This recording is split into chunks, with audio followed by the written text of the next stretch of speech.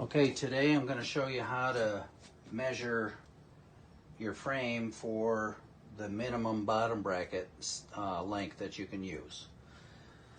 So I'm going to take the crank that I'm using. This happens to be a 135.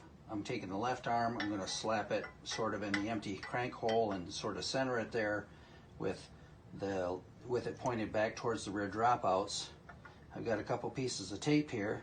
I'm seeing where the end of the crank is, and I'm putting a piece of tape right there, indicating that that's the end of the crank.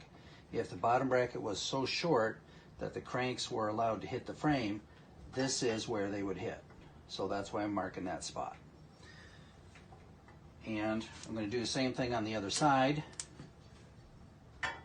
Also just using the left crank arm, I'm putting a piece of tape there. Okay, now I've marked where the end of my crank is. I'm going to take my frame. Well, I guess I'll just leave it in the camera's view. And take my digital calipers, Harbor Freight Special here.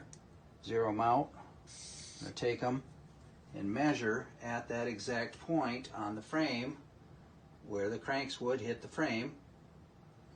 And that gives me a measurement right here of 98 millimeters. So the minimum bottom bracket I could use, if I could get it dialed in to keep the cranks from hitting the frame, in this instance the minimum bottom bracket is 98 millimeters. So I'd probably just use a 100 or a 104 or something like that with this frame.